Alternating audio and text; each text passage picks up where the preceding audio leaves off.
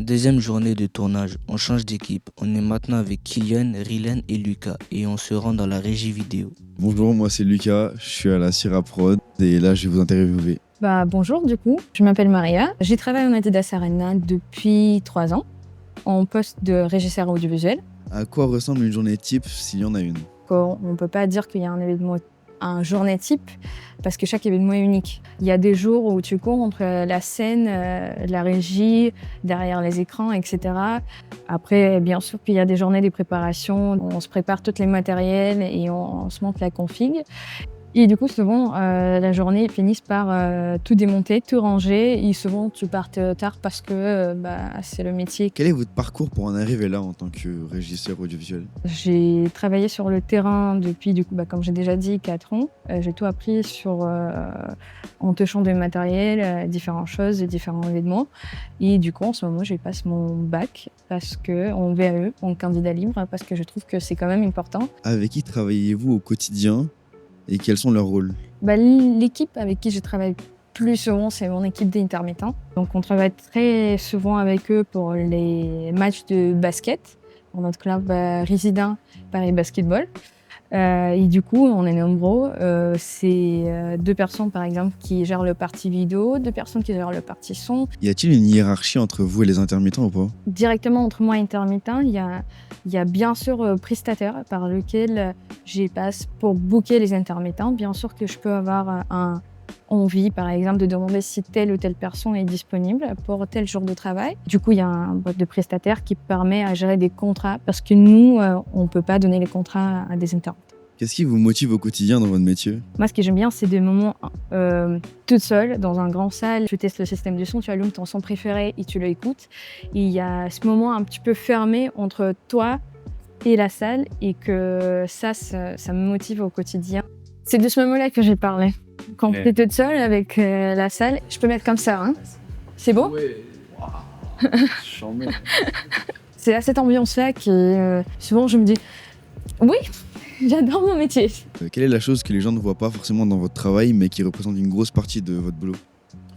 Comme j'ai déjà dit, c'est la préparation pour les encodages de son, de vidéo, de la lumière, peu n'importe. L'encodage, c'est, on prend en exemple un événement sportif. Pour chaque événement sportif, on a un déroulé pour entre 50 et 150 séquences. Et que chaque séquence, c'est réécrit précisément.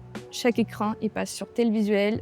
On passe tel son précisément à 7 minutes, 7 secondes. Ça prend énormément de temps. Et pas souvent le public qui voit ce travail intense. Quel conseil donneriez-vous à quelqu'un qui aimerait faire le même métier que vous? Il faut être prêt à apprendre sur le terrain. Il y a une phrase, très bonne phrase, qui dit « on apprend dans le galère ». Et c'est littéralement la phrase qui représente le métier. C'est jamais comme prévu. On se rend maintenant dans un des gymnases de l'Arena pour interviewer Ivan. Bonjour. Bonjour. Pouvez-vous vous présenter? Alors moi c'est Ivan, je suis responsable qualité expérience client. J'ai intégré le groupe Paris Entertainment Company en janvier 2024. Comment décririez-vous votre métier à quelqu'un qui ne le connaît pas du tout? J'aide les différents pilotes opérationnels à encadrer les prestations de nos différents partenaires et je veille aussi au nettoyage et à l'entretien de nos différents bâtiments. Quel a été votre parcours pour en arriver là? Je suis diplômé d'une licence en gestion et organisation des établissements hôteliers. Avant de rejoindre les équipes, j'ai fait tout mon parcours dans l'hôtellerie où j'ai occupé différents postes comme gouvernant, premier gouvernant et assistant gouvernant général dans les hôtels, du coup sur la partie chambre et lieux publics. Donc sur la partie entretien, on va faire le tour des espaces, on va vérifier au niveau des hauteurs, qu'on n'ait pas de toile d'araignée au niveau des spots.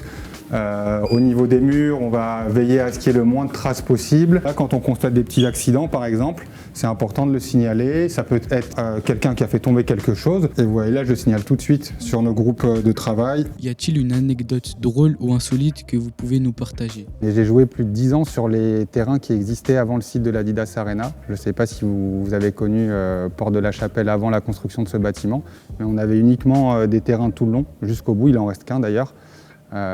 Et de mes 10 ans à mes 18 ans, j'habitais juste à côté, à la Plaine Saint-Denis, et je venais faire mes matchs en club ou mes matchs avec mes amis sur ces mêmes terrains. Donc c'est assez drôle aujourd'hui de travailler dans ce bâtiment, même si je dois avouer que les terrains me manquent aussi. Quel conseil donneriez-vous à quelqu'un qui aimerait faire le même métier que vous? Faire les choses avec le cœur. Je pense qu'à partir du moment où on fait les choses avec le cœur, qu'on se trompe ou qu'on se trompe pas, on sait que la volonté, elle était bonne et sincère. Et puis finalement, on ne fait qu'apprendre au quotidien. Changement d'ambiance. On va dans la grande salle pour interviewer Antoine. Bonjour, je m'appelle Rilen et vous?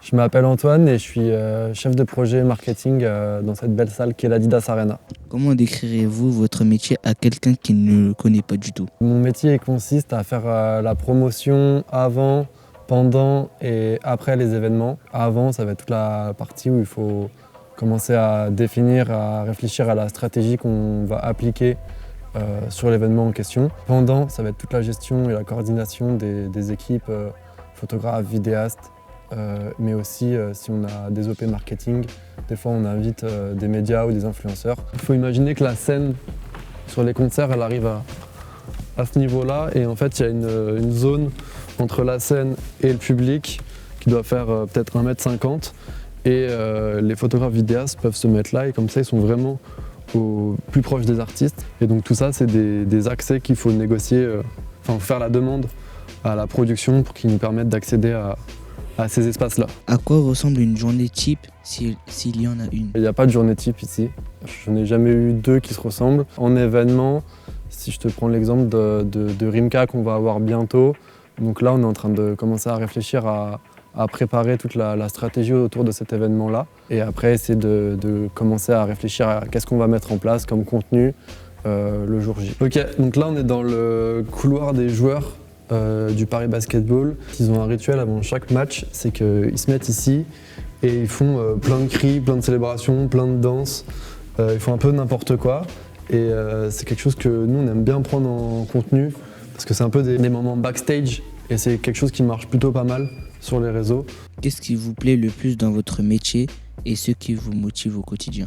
Je rencontre toujours des personnes différentes parce qu'on accueille des productions, on accueille des médias, des influenceurs, des photographes, des vidéastes. Et donc comme je suis amené à travailler avec eux au quotidien, et ça me fait une vie sociale très riche. Y a-t-il une anecdote drôle ou insolite que vous pouvez partager? Je dirais que c'était sur le concert de Ninho et Niska. Adidas devait faire du contenu avec les artistes et en fait ils devaient faire une photo avec 2 paires de chaussures Adidas sur la setlist. J'étais la seule personne qui faisait du 43, donc j'ai dû mettre la chaussure sur la setlist et ils ont pris en photo mon pied. Quel conseil donnerez-vous à quelqu'un qui aimerait faire le même métier que vous? Je dirais avant tout qu'il faut être passionné parce qu'on ne compte pas forcément les heures de travail.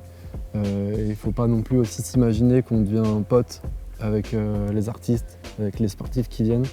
Ça reste dans un cadre très professionnel. Donc, et il ne faut pas aussi s'imaginer qu'on peut voir tous les concerts gratuitement.